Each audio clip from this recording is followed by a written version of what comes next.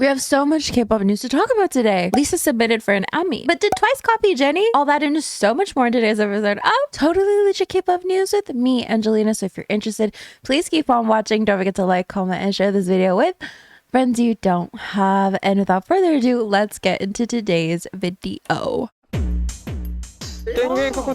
So as we all know, Lisa starred in The White Lotus, and it was recently announced that she would be submitted for an Emmy consideration. So not that she was nominated for an Emmy, but someone can be submitted to be considered for a nomination. So according to weareloud.com, HBO has submitted Lisa for an Emmy Award consideration in the Outstanding Supporting Actress category for the upcoming 2025 Emmy Awards, which turned into a huge discussion because while a lot of fans are very happy for her, celebrating her role in The White Lotus, some fans thought her role was just not significant enough to warrant this. Companies are just easy farming K-pop fans' views at this point. She barely did anything, and amongst the tertiary characters, Fabian and Pam were better acted and written as well, sorry. And some people even started bringing her alleged billionaire boyfriend Frédéric Arnault into the picture, basically saying that he paid her way into this. Now, if you're new here, people have been shooting out this accusation for a while now, basically saying that her alleged boyfriend is paying her way into her opportunities. For playing as a maid with only 10 minutes screen time, WTF Frédéric. The way Frédéric Arnault paid everything for Lisa, because what do you mean award for her screen time that's only 10 minutes in this drama? These days, dating a rich man seems to open more doors than having real talent or making an actual contribution. So of course, with a lot of this commentary, there is pushback, right? Because as we read in the beginning, it wasn't Lisa who submitted herself, but rather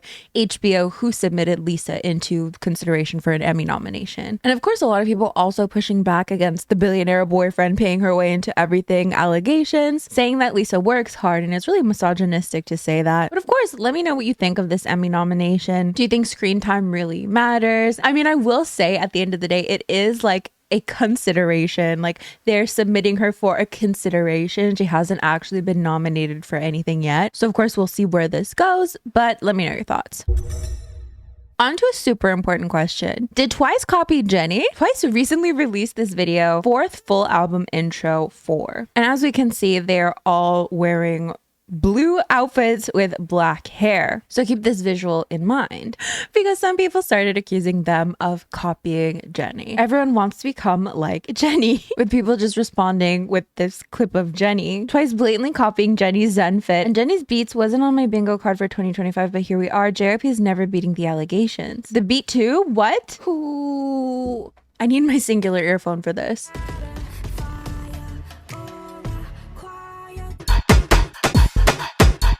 Not Zen though, right? Like, if the beat is similar, wouldn't it be with like Jennie? I don't know. Fans naturally came to Twice's defense. I mean, you're just comparing blue skirts, by the way. By that logic, Jennie in 2024, Twice in 2017. The blue skirts, yes. Blink's accusing Twice of copying Jennie when this is Twice in 2017. I could have predicted this a mile away. I mean, I guess this is our little Fanware Friday, by the way. Our Fanware Friday. This is what tends to happen. A group accuses another group of copying them, and then fans will find, and it doesn't even matter. It could be the most like obscure piece of evidence from 10 years ago. And it doesn't even have to look like the original copying accusation, but fans will take it and run with it and be like, no, actually, they did it first. I think it's so funny. It happens every single time. I'm not saying this is what's happening. I'm just describing how it usually goes. Link's accusing Twice of copying Jennie when this is Twice in 20. Did we just read that? Can you believe they're comparing Twice's 13 seconds teaser with a random scene of Jennie's song because the skirt they are wearing, which is not even the same blue tone, much less a similar outfit, just embarrassing. Okay, here we come with the beat. Because that's what I was wondering. I'm like, it doesn't sound like Zen, does it? So the music used in the intro of Twice's 4 trailer is a sample from Splice, originally derived from Brazilian funk. It does not belong to Jennie, nor does it resemble her work. Y'all need to wake the F up and get a job. Let's listen.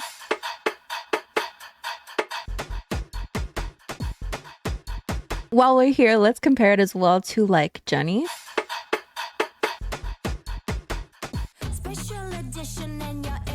What do you think of the situation? Do you think it sounds similar? Let me know your thoughts. Jisoo's newest photo shoot with self-portrait is receiving backlash for their use of AI. So it seems that they like actually did take photos of her. It's just that the backgrounds were AI generated. So as you can see here, it looks like the room is ending off into the street. And I think people were even pointing out like the text here. But self-portrait basically said, captured by photographer Drew Vickers, the campaign places just at the center of a series of imagined AI generated backdrops. The result is nostalgic and futuristic, hyper-real and synthetic, with Jisoo flickering between dreamscapes. So it's not even that people suspected it of being AI, like it is AI. One of the photos is turned into a video of Jisoo looking out the window using AI.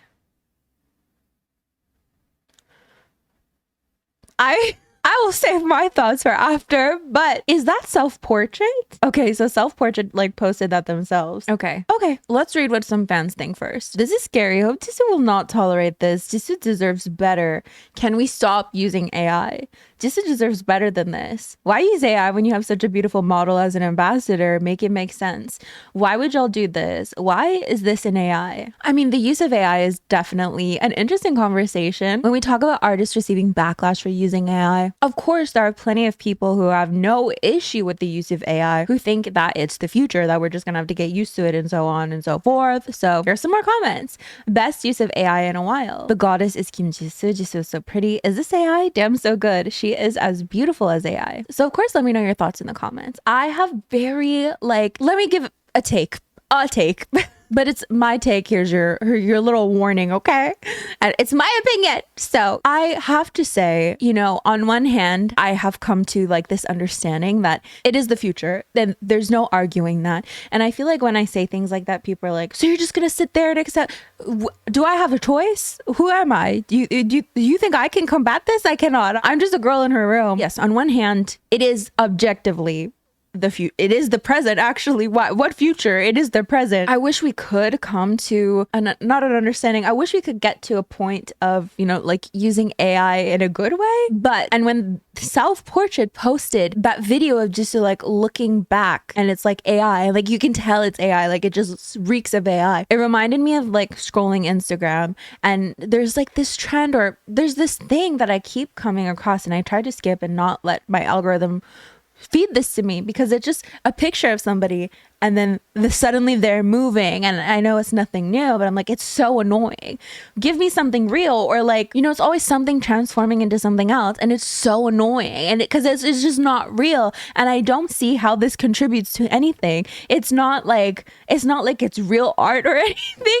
I know, so spicy of me to say. I don't understand what this specific use of AI contributes to anything, while keeping in mind that this is like a type of content farming, and I've gotten demonetized, my own channel demonetized for reused content before. And you know damn well people are just making AI prompts, flooding the internet with like ridiculous things that they didn't create themselves, that is likely stealing art from other people sometimes, and monetizing that. It doesn't make sense to me. I don't personally understand the point. And I've been thinking a lot about dead internet theory recently. I've been talking with my friend about that.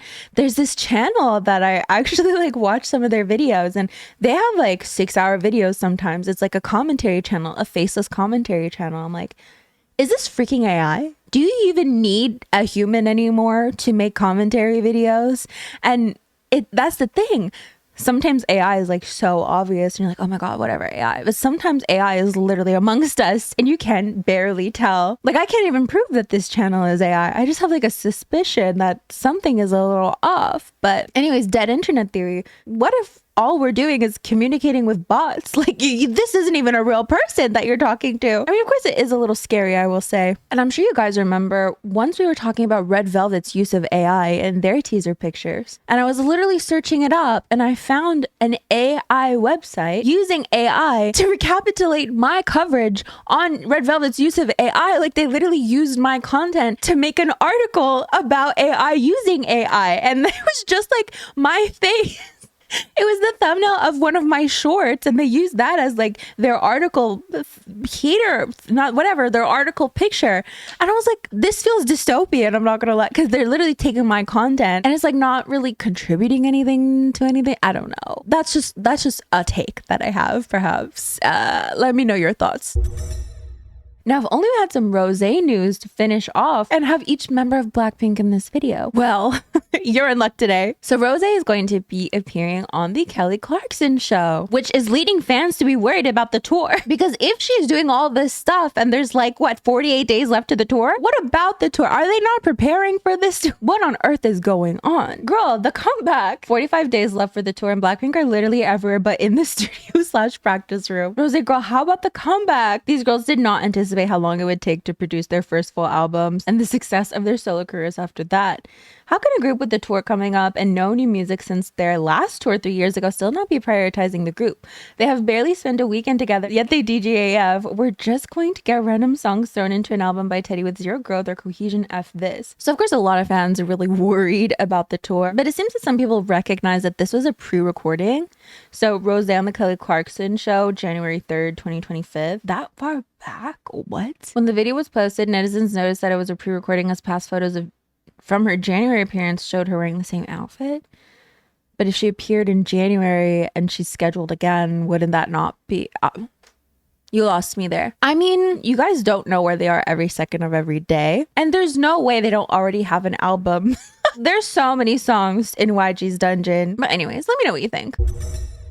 So you guys remember in the last video, we talked about Garam returning to Instagram. Or maybe not returning to Instagram, like actually just having an Instagram. I say she was returning to the spotlight through Instagram. That's probably a better way to say it, but I digress. So of course, a huge topic of conversation, ex-Sserafim member who has been in like on hiatus for 3 years coming to Instagram. So people were looking into her account and it seems that they could find her account on Social Blade. Now take this with a grain of salt, but it seems that if your account is on Social Blade, it seems this can only be done with professional accounts, ? And people also found that she might have changed her account from the actor category to artist category. Info, Garam switched her account to professional under the category actor. Garam switched her account to professional. Then XG's creative director seemingly followed her and liked her post on Instagram as well. People are just really hopeful that something is going to come out of this, if she's going to have a solo debut, whatever the case may be. I just dropped to my knees. Can't wait to see her project and hope she goes to a good agency who could actually help her grow as an actress. But from there, it seems that Sserafim's Eunchae posted a photo and people think it seems to be linked to Garam. So let's take a look at the photo and let's just take a look. Okay, this was posted to her Instagram stories. What can we see here? We see grapes, green grapes, and we see 5 roses with 1 heart emoji. I feel like this could be taken 2 ways. In one way, it is like, you know, the 5 members plus the heart, just meaning they're fans or whatever. Like it could be like a reassurance that they are 5 members. Or, as a lot of people are thinking, it could be a subliminal, cryptic support of Garam with the 6th emoji being a heart. I feel like it could go either way. Okay, let's read some comments. Oh, another important thing, the green grapes. People are saying that one of their songs, Sour Grapes, that they recorded during their debut era was quote-unquote Garam's song. So that adding to the reason why people are thinking that it's like supportive of Garam. The sour grapes, the 5 roses and 1 white heart. Eunchae, we see you. This isn't the first time Eunchae has shown support to Garam, saying her fave song is the OT6 version. When did that happen? And it won't be the last. People use Eunchae mostly to vilify them, both against Garam, but they were the closest in age. Who knows, maybe they're close friends. I believe they were the closest. She's so cute. So what do you think of that? Because like I mentioned, it could go either way, you know, but let me know. So now we have some NJZ news, which is really interesting because we haven't heard from them in a while. Ever since the court granted Adore's injunction to block their independent activities, we really haven't heard much about them. But it seems that we have some updates in regards to their lawyers, the lawyers on both sides really. So according to the legal community, the NJZ injunction objection appeal was assigned to the 25th Civil Division of the Seoul High Court. For this appeal, NJZ has appointed Park Hyung-nam, former head of the Judicial Policy Research Institute, along with its existing attorneys, Haejong Law Firm. Adore also recently appointed former Constitutional Court Justice Kang Il-won, former Minister of Justice Chun Jung-bae's daughter Chung Chi-sung, and former Supreme Court Chief Justice Hong Seung-myung to its legal team. Here are some comments. Both sides must have a lot of money. It seems like the legal community is having a lot of fun out of this. The moment Adore loses the lawsuit, contracts will have no meaning in this country. Talking about justice and the legal community is ignored as just comedy. This is just a battle about money. Justice Mai. What are they doing during a time when they should be promoting? If they win, a second NJZ will keep coming out and the entertainment industry will fall. No way the judge will let that happen. We then got some updates about member Danielle. It seems that this photo was posted by Emotional Oranges. Just give us some time, guys. It's coming. And it looks like a studio session, right? Though it also seems that the photo was deleted. And we also have this photo with her sister Olivia. So especially in light of Adore winning their recent injunction, of course blocking them from independent activities, some netizens thought this was really weird. This is seriously crossing the line. Are they basically saying screw it and continuing activities anyways? Korea must seem like a complete pushover to them, lol. The court has already made a ruling. How is this still okay? Seriously, can we at least try to live by the law? Why do they keep trying to do whatever they want? There's a saying, even if you stay still, you'll at least do okay. Ugh. I liked them and bought the album because it looked nice, but now I just want to get rid of everything. They're only hurting themselves. So that's just a little NJZ/NewJeans update. Let's move on. Let's move on to Kpop Shenanigans, which are basically fun little things that have happened in K-pop recently and or quick news. Do you guys remember when Idol's Uki was receiving backlash for her comments on the company not giving them enough tickets? This was her original statement. When we perform in Thailand, all of Minnie's family, friends in school, senior, juniors, and classmates gather in one place.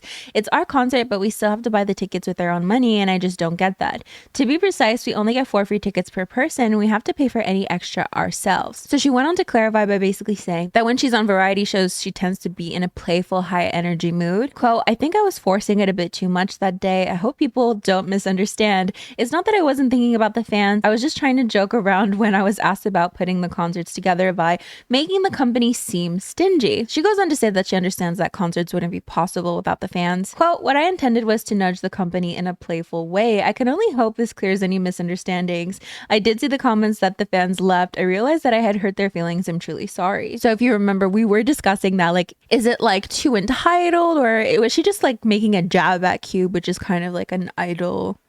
What's the word am I looking for? That's what they do. Did Rise copy to us?